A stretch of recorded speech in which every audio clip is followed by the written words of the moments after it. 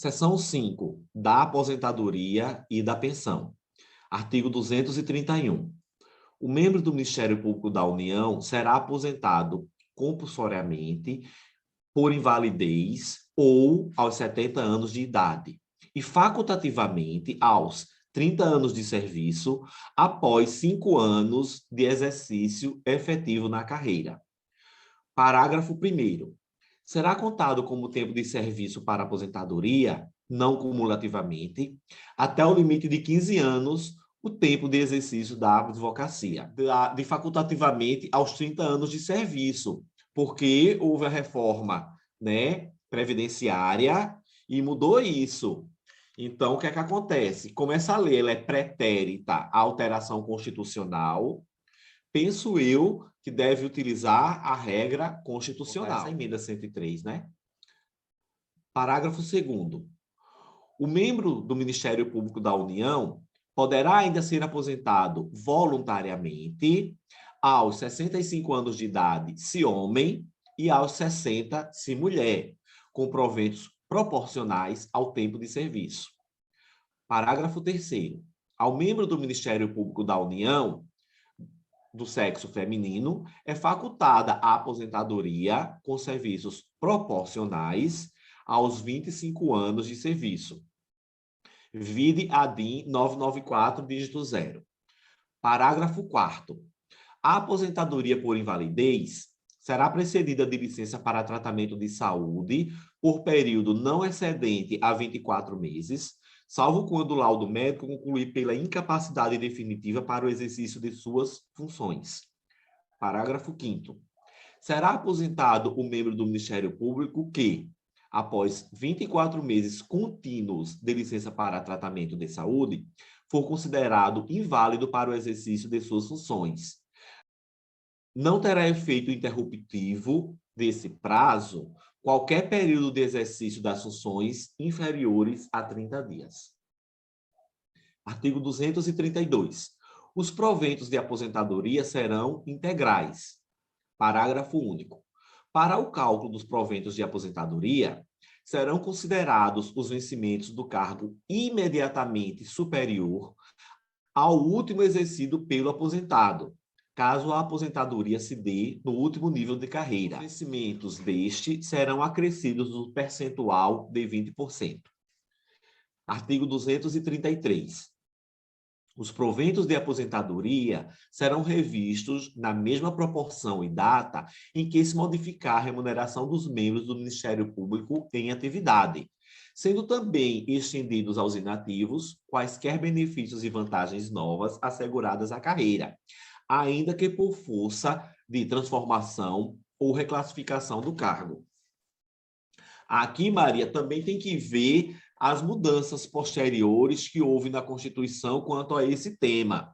Porque nós sabemos que, antigamente, existia para os servidores públicos, de modo geral, a questão da paridade e da integralidade. Isto é, os servidores públicos se aposentavam com o salário integral, ou a remuneração integral, melhor falando, e a questão da paridade é, sempre que houvesse aumento nos servidores da ativa, também haveria para os da inativa e na mesma proporcionalidade. Houve uma alteração nessa regra, confesso que eu não sei ela memorizada, mas é bom quando a pessoa estiver escutando esse áudio, ela ficar atenta a essa questão.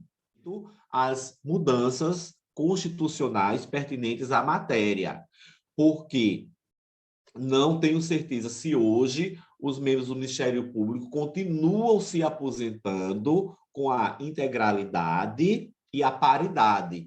Integralidade implica dizer que será aposentado com sua remuneração integral, e a paridade, sempre que houver aumento nos vencimentos ou remuneração do servidor ou membro da ativa, também acontecerá para os servidores ou membros da inativa e na mesma proporção. Repito, é necessário analisar a questão sob a ótica constitucional, mormente nas alterações pertinentes à matéria de direito previdenciário. Artigo 234. O aposentado conservará as prerrogativas previstas no artigo 18, inciso 1, a linha E, e inciso 2, a linha E, bem como carteira de identidade especial, de acordo com o modelo aprovado pelo Procurador-Geral da República e por ele expedida, contendo expressamente tais prerrogativas e o registro da situação de aposentado. Artigo 235.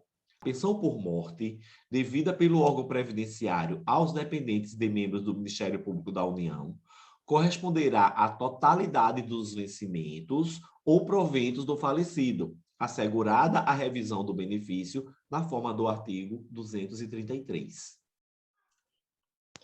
Capítulo 3. Da disciplina. Seção 1. Dos deveres e vedações. Artigo 236. O membro do Ministério Público da União, em respeito à dignidade de suas funções e à da Justiça, deve observar as normas que regem o seu exercício e, especialmente, 1. Cumprir os prazos processuais. 2. Guardar segredo sobre assunto de caráter sigiloso que conheça, em razão do cargo ou função. 3. Velar por suas prerrogativas institucionais e processuais. 4. Prestar informações aos órgãos da administração superior do Ministério Público, quando requisitadas. 5. Atender ao expediente forense e participar dos atos judiciais, quando for obrigatória a sua presença, ou assistir a outros, quando conveniente, ao interesse do serviço. 6. Declarar-se suspeito ou impedido nos termos da lei. 7. Adotar as providências cabíveis em face das irregularidades de que tiver conhecimento ou que ocorrerem nos serviços a seu cargo. 8. Tratar com urbanidade as pessoas com as quais se relacione em razão do serviço. 9. Desempenhar com zelo e probidade as suas funções. 10. Guardar decoro pessoal. Artigo 237. É vedado ao membro do Ministério Público da União: 1. Receber, a qualquer título e sob qualquer pretexto, honorários, percentagens ou custas processuais. 2. Exercer a advocacia. 3. Exercer o comércio ou participar de sociedade comercial, exceto como cotista ou acionista. 4. Exercer, ainda que em disponibilidade, qualquer outra função pública, salvo uma de magistério. 5. Exercer atividade político-partidária, ressalvada a filiação e o direito de afastar-se para exercer cargo eletivo ou a ele concorrer. Alterado pela Emenda Constitucional 45 de 2004, vide artigo 128, parágrafo 5º, inciso 2, a linha E, da Constituição da República Federativa do Brasil. A emenda 45, quando houve essa alteração no dispositivo constitucional, ela trouxe isso que você falou, essa proibição de filiação partidária e concorrência a cargo eletivo político. Se assim quiser fazê-lo, o membro do Ministério Público ele vai ter que pedir exoneração. Questão de 2009. É vedado ao membro do Ministério Público: a. Exercer a advocacia em juízo ou tribunal junto ao qual oficiou, antes de decorridos 3 anos de afastamento do cargo por aposentadoria ou exoneração. Exercer, ainda que em disponibilidade, qualquer função pública, salvo uma de magistério. Receber, a qualquer título ou pretexto, auxílios ou contribuições de pessoas físicas, entidades públicas ou privadas, ressalvadas as exceções previstas em lei quanto às entidades públicas. D. Participar de sociedade comercial na forma da lei. Artigo 128, parágrafo 5º da Constituição. Leis complementares da União e dos Estados, cuja iniciativa é facultada aos respectivos procuradores-gerais, estabelecerão a organização, as atribuições e o estatuto de cada Ministério Público, observadas relativamente a seus membros. 1. As seguintes garantias: vitaliciedade após 2 anos de exercício, não podendo perder o cargo senão por sentença judicial transitada em julgado.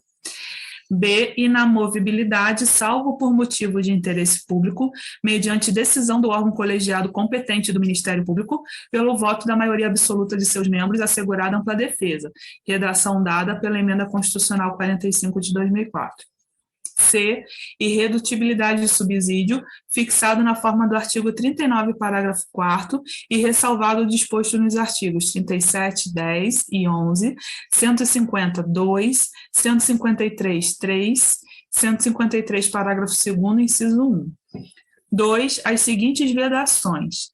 A. Receber a qualquer título e sob qualquer pretexto, os honorários, porcentagens ou custas processuais. B. Exercer a advocacia. C. Participar da sociedade comercial na forma da lei. D. Exercer, ainda que em disponibilidade, qualquer outra função pública, salvo uma de magistério. E. Exercer atividade político-partidária. F. Receber a qualquer título ou pretexto auxílios ou contribuições de pessoas físicas, entidades públicas ou privadas, ressalvadas as exceções previstas em lei. Vamos lá, a letra C. Ele bota assim, ó, receber a qualquer título ou pretexto auxílios ou contribuições de pessoas físicas, entidades públicas ou privadas, ressalvadas as exceções previstas em lei. No texto constitucional não tem, Maria, no finalzinho, quanto às entidades públicas. Ele morre no lei, já previstas em lei. Olha só que maldadezinha fizeram. E as demais todas são vedadas de fato. Exatamente. Porque ó, essa questão de exercer no juiz os 3 anos, aquela história da como se fosse uma quarentena, realmente está proibido. Mas ele só pode exercer uma função pública, exceto de magistério, tá certo, né? E então, realmente, como você disse, todas as demais estão vedadas. E essa está vedada, mas não está totalmente correta, porque ele foi além do que o texto constitucional determina. Seção 2, dos impedimentos e suspeição. Artigo 238. Os impedimentos e as suspeições dos membros do Ministério Público são os previstos em lei. Seção 3, das sanções. Artigo 239. Os membros do Ministério Público são passíveis das seguintes sanções disciplinares. 1. Advertência. 2. Censura. 3. Suspensão. 4. Demissão. E 5. Cassação de aposentadoria ou de disponibilidade. Artigo 240. As sanções previstas no artigo anterior serão aplicadas. 1. A de advertência, reservadamente e por escrito, em caso de negligência no exercício das funções. 2. A de censura, reservadamente e por escrito, em caso de reincidência em falta anteriormente punida com advertência ou de descumprimento de dever legal. 3. A de suspensão até 45 dias, em caso de reincidência em falta anteriormente punida com censura. 4. A de suspensão de 45 a 90 dias, em caso de inobservância das vedações impostas por esta lei complementar, ou de reincidência em falta anteriormente punida com suspensão até 45 dias. 5. A de demissão nos casos de a. Lesão aos cofres públicos, dilapidação do patrimônio nacional ou de bens confiados à sua guarda. B. Improbidade administrativa, nos termos do artigo 37, parágrafo 4º da Constituição Federal. C. Condenação por crime praticado com abuso de poder ou violação de dever para com a administração pública, quando a pena aplicada for igual ou superior a 2 anos. Essa questão aqui, Maria, do abuso de poder, todo mundo está muito cautelosa em face da Lei Geral de Proteção de Dados. D. Incontinência pública e escandalosa que comprometa gravemente, por sua habitualidade, a dignidade da instituição. Abandono de cargo. F.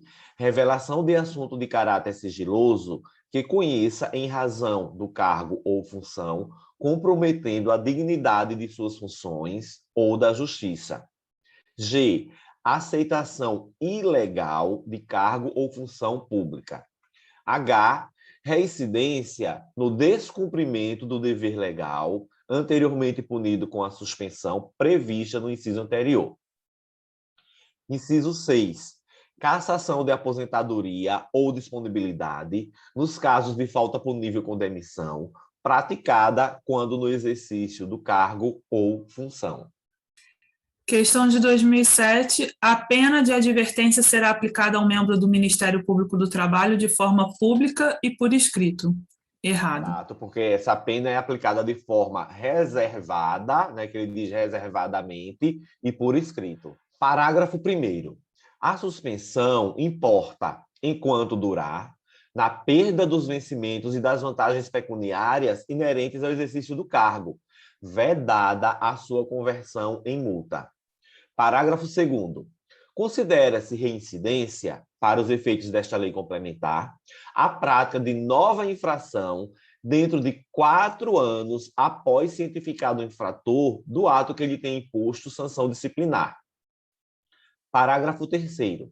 Considera-se abandono de cargo a ausência do membro do Ministério Público ao exercício de suas funções, sem causa justificada, por mais de 30 dias consecutivos. Aqui eu vou abrir só um parênteses, Maria, que é por mais de 30 dias consecutivos, e não por 30 dias consecutivos, tá? Isso faz uma diferença. Parágrafo 4º. Equipara-se ao abandono de cargo a falta injustificada por mais de 60 dias intercalados no período de 12 meses. Veja que o abandono de cargo, Maria, são o quê? Mais de 30 dias consecutivos. Mas equipara-se ao abandono de cargo, falta injustificada por mais de 60 dias intercalados no período de 12 meses. Parágrafo 5º. A demissão poderá ser convertida uma única vez em suspensão nas hipóteses previstas nas alíneas A e H do inciso 5, quando de pequena gravidade o fato ou irrelevantes os danos causados, atendido o disposto no artigo 244. Questão de 2007. Equipara-se ao abandono do cargo de procurador do trabalho a ausência do membro ao exercício das suas funções sem causa justificada por mais de 45 dias intercalados no período de 12 meses. Errado, conforme o parágrafo 4º fala de mais de 60 dias. Artigo 241. Na aplicação das penas disciplinares, considerar-se-ão os antecedentes do infrator, a natureza e a gravidade da infração, as circunstâncias em que foi praticada e os danos que dela resultam ao serviço ou à dignidade da instituição ou da justiça. Artigo 242.